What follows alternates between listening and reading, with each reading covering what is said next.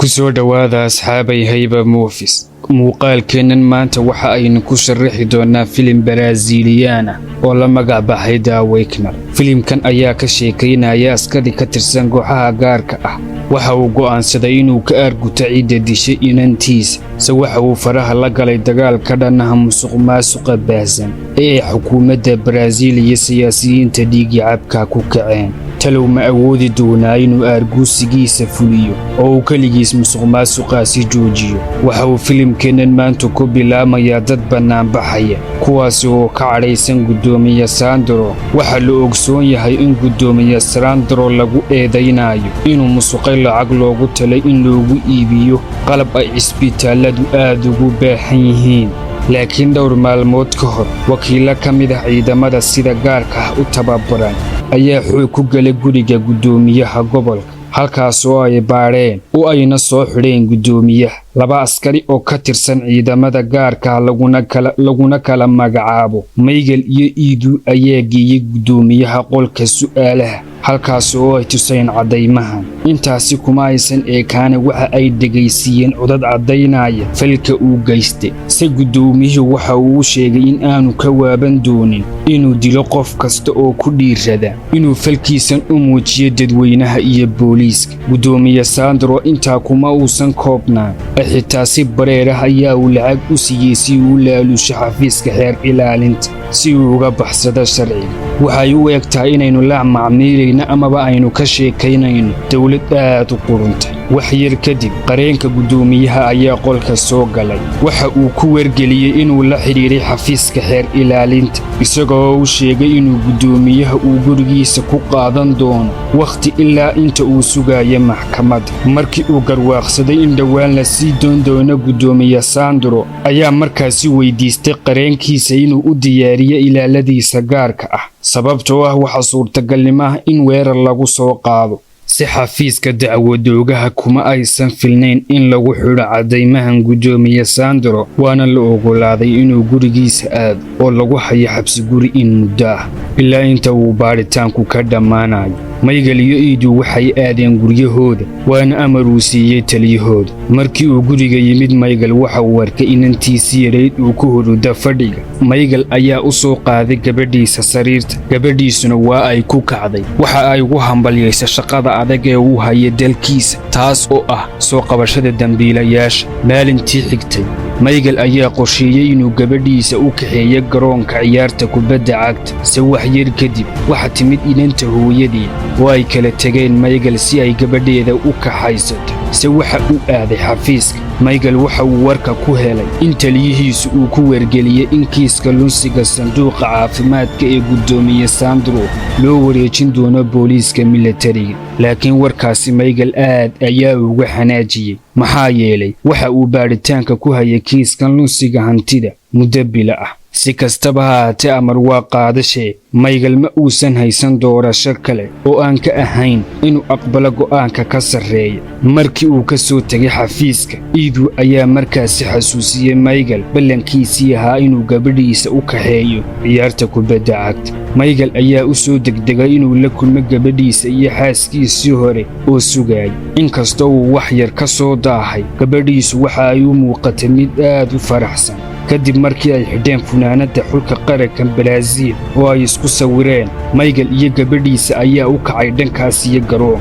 intii ay jidka ku sii jireen ayaa si lama filaan ah uu qofi u toogtay gabadhiisa. Miguel ayaa gabadhiisa ula soo cararay cisbitaalka. kalkaaliyayaasha ayaa isla markiiba gabadha Miguel geeyey qolka gargaarka degdega ah, waxayna ka codsadeen Miguel inuu ku sigo dibadda. si kastaba ha ahaatee, Miguel oo samrila ayaa soo galay oo markii uu ku socday jidka cisbitaalka, Miguel waxa ay indhihiisu qabanayeen bukaanno badan oo dayacan oo ay ugu wacan tahay qalabka cisbitaalka oo liita iyo lacag la'aan. Miguel kadib waxa uu arkay gabadhiisii oo aad u tabar daran, talana qolka qalliinka hortiisa. gabadha Miguel si dhaqso ah looma daaweyn karayn, sababtoo ah cisbitaalku ma lahayn qalab qalliin oo fara badan kaas oo lagu fuliyo qalliinka. sidaasi awgeed bukaanno badan ayaa marka hore saf u galay dhiig la'aan iyo inaan si dhaqso ah loo daaweyn gabadhii Miguel. ugu dambayntii waa ay dhimatay. wax yar kadib xaaskii hore ee Michael ayaa timi cisbitaalka, wayna naxday markii ay ogaatay in gabadheedii yareed ay dhimatay. Iidu ayaa la soo hadlay Michael, kaas oo ka tacsiyeeyey geerida gabadhiisa, kadibna isku dayay inuu ka caawiyo Michael sidii uu u heli lahaa bartilmaameedkii toogtay gabadhiisa. si kastaba ha ahaatee, Michael ma uusan garanayn goobta uu ku sugan yahay ninkan toogashada geystay, maxaa yeelay waxa uu dhex joogay dhismayaal badan intii ay dhacdadani socotay. dhanka kale, Michael waxa uu carabka ku adkeeyey dhimashada inantiisa in ay sabab u tahay agabka cisbitaalka oo aad u liitay. iyadoo sidaasi ah, Michael waxa uu ogaaday in gudoomiye Sandro lagu waayay dambigii ahaa lunsiga dhaqaalaha caafimaadka, weliba markaas uu si cad ugu dhawaaq musharaxnimadiisa madaxweyne. waxa uuna ballan qaaday inuu kordhin doono miisaaniyadda caafimaadka iyo cisbitaalada dowladda si loo horumariyo daryeelka dadka reer Brazil. Michael uu aad uga cadhooday dhammaan beentaasi Sandro iyo ballanqaadyada beenta ahaa, ayaanu arkaynaa isagoo dhex maraya dadka bannaanbaxaya oo ku sugnaa aqalka dawladda hoose hortiisa, isagoo weeraray booliiskii loo xirsaalay xakamaynta mudaharaadka. ficilkaasi Michael waxa uu keenay in uu ka xidho sunta maaskarada, wax isla markiiba duuba mid ka mid ah dibadbaxayaasha. markii uu booliiska daciifiyey awooddoodii, waxa uu uga sii gudbay ilaalada gaarka ah ee Sandro ilaa uu ka dilay gudoomiyaha musuqmaasuqa. isla wakhtigaas, meel kale nin bilyaneer ah oo lagu magacaabo Antero Gomes ayaa meel kula shiraayay wasiir Marta, waxa ayna ka wada hadlayeen doorashada guud ee la qaban doona mustaqbalka dhow. maalintii xigtay, Gomes waxa uu kulan la qaatay siyaasiyiin saaxiibadii ah oo uu ka codsaday in ay si buuxda u taageeraan musharaxnimada wiilkiisa, kaas oo buuxin doona booskii uu Sandro ka dhintay. sida iska cad, siyaasiyiintan ay saaxiibada yihiin Gomes aad ayaa ay uga naxeen magacaabistaas, sababta oo ah wiilka Gomes ma uusan lahayn kalsooni uu madaxweyne ku noqon karo. markii uu taas maqlay, Gomes aad ayaa uga cadhooday, waxa uuna ugu hanjabay in uu dibadda keeni doono musuqmaasuqa baahsan ee ay sameeyeen. maalmo kadib, Michael waxa uu bilaabay in uu ku soo laabto shaqada. Michael iyo Iidu ayaa markaasi laga codsaday inay baadhaan dilka gudoomiyaha. intii uu socday mudaharaadku, kooxda baadhistu waxa ay ku guulaysatay inay ururiyaan dhowr tuhmo, kuwaas oo looga shakiyey inay ka dambeeyeen rabshada. waxaana ka mid ah haweenaydan oo lagu magacaaba Nini, waana mid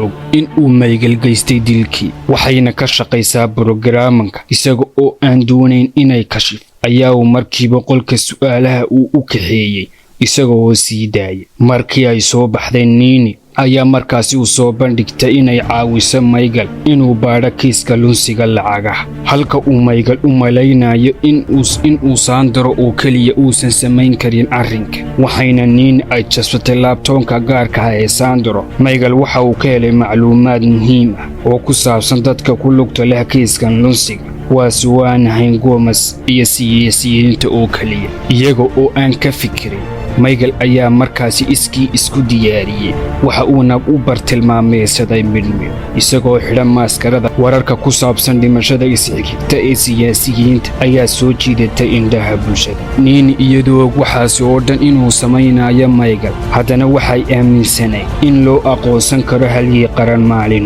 maalinkii xigta, Michael waxa uu u tegay Nini, waxa uuna ka codsaday inay hesho qofka maalgeliya ololaha siyaasiyiinta ee musuqmaasuqa ah. markii hore Nini waa ay diiday, laakiin kadib Michael waxa uu soo bandhigay in uu soo yarayn karo xukunka Nini hooyadeed, taas oo u xidhan xaqdarro. Nini ayaa markaasi hooyadeed ku soo booqatay xabsiga.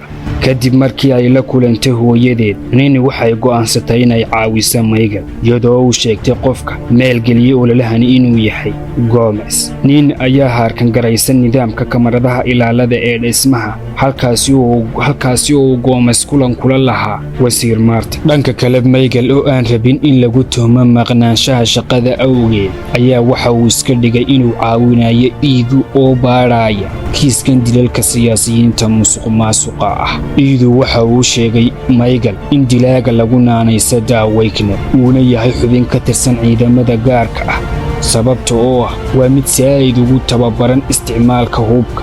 baabi'inta caddaymaha. waxa uu Michael dareemay inuu ku dhow yahay inuu daaha ka qaado dilaaga, laakiin Michael waxa uu sheegay Idu inuu iska nasto uuna dib u dhiga baaritaanka. intaa kadib Michael waxa uu u baxay si uu u fuliyo hawshiisa. dhanka kale Idu waxa uu ku guulaystay inuu ogaado bartilmaameedka xiga ee dilaaga, kaas oo ah Wasiir Marta. Idu dabadeed waxa uu isku dayay inuu la xiriiro Michael si uu arrintani ugu sheego. waxa uu isku dayay inuu la xiriiro, laakiin waa ay u suurtageli weyday. Idu waxa uu weydiistay inuu tago goobta uu Wasiir Marta ay kulanka ku qaadan doonaan isaga iyo Gomez. si marka uu yimi waxa uu arkay Michael oo xidhan maskarada, waxa uuna isku dayay inuu ka baxsado, laakiin Idu ayaa sii toogtay.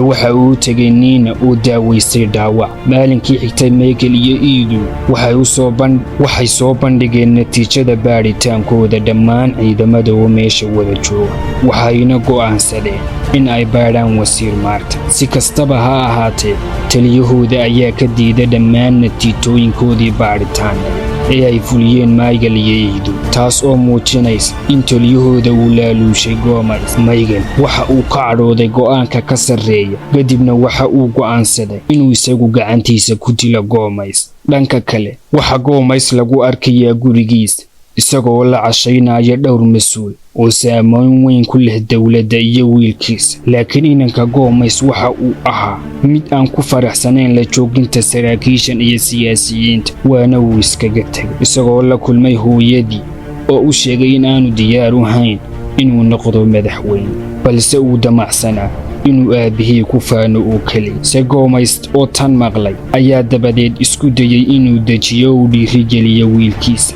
si kastaba ha ahaatee, iyagoo aan ka warqabin, Michael ayaa mar hore meel iskugu sii diyaariyey oo toogtay wiilkii uu dhalay Gomez. laakiin Gomez taa beddelkeeda waxa uu geerida wiilkiisa u adeegsaday fursad uu ku kasban karo qulubta shacabka, oo isaga ayaaba isku magacaabay musharaxa madaxweynaha isagoo beddelaya booskii wiilkiisa. dhinaca kale waxa soo baxday in Gomez uu sidoo kale ku lug lahaa baaritaanka dhimashada asxaabtiisa, isagoo amray qareenkiisa nin lagu magacaabo Square inuu u sameeyo baaritaanka.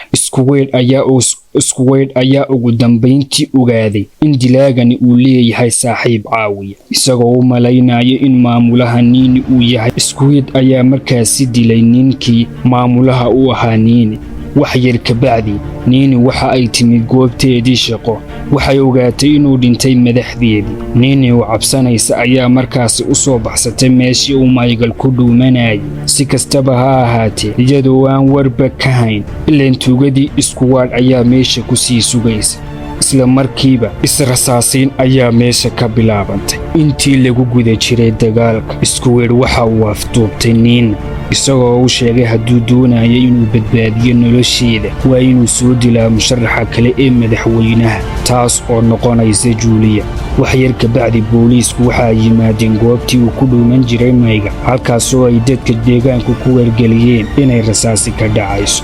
ugu dambeyntii waxay ogaadeen in meeshani ay tahay halkii uu ku dhuuman jiray dilaagu. si kastaba ha ahaatee, waxaa jiray hal shay uu aad uga yaabiyey Idu oo ahaa aqoonsiga dilaaga oo noqday saaxiibkiis ugu fiicnaa. Idu waxa uu arrintan ku weer helay kadib markii uu halkaasi ka helay taleefankii gacanta ee Michael, isagoo in uu doonayo in uu dilo Gomez. Idu isla markiiba waxa uu yaacay goobta ay ka dhacaysay dooda musharaxa madaxweynuhu, halkaasi oo Michael sidoo kale uu aaday si uu u dilo Julia.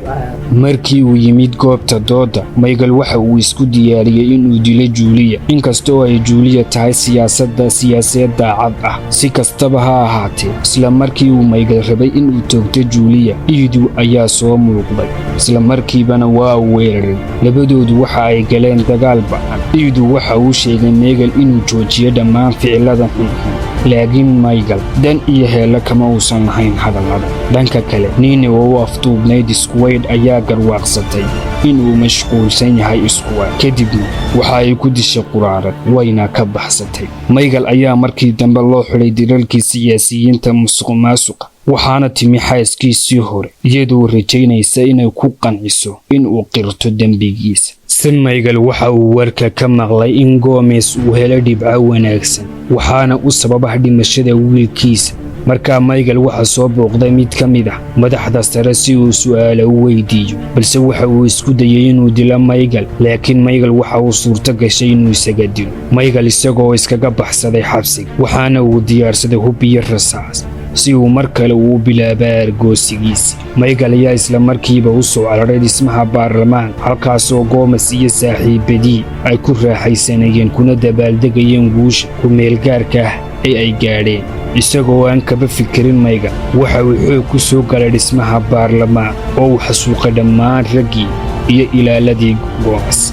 markaas oo uu ugu dambayntii soo gaadhay xafiiska Gomez, waxa uu sheegay Michael Gomez musuqmaasuqu in uusan ka dhammaan doonin adduunka, sababtoo ah damacu waa dabeecadda bini'aadamka ee asaasiga. hadalkaas oo Michael aad uga xanaajiyay, waana uu dilay Gomez. kadib markii uu dilay Gomez, Michael waxay iswajaheen nimankii Gomez ilaalinayay, waxayna isku wajaheen qori caaradii. Michael oo markii hore ka sii taxadiray ayaa gaadhigiisa waxa uu ku soo rakibay bam, waxa uuna ku riixay remote-kii, isla markiiba dhismuhu waa uu qarxay, waxa uuna la simay dhulka. maalinkii xigtay markii ay booliiska iyo badbaadadu ay baadhayeen burburkii dhismaha, waxa ay ka heleen maaskaradii oo kaliya, balse kama aysan helin jidhkiisii. filimkuna waxa uu ku soo dhammaanayaa qof xidhan maaskarada oo saaran dhisme dushii, isku diyaarinayana inuu toogto bartilmaameedkiisa.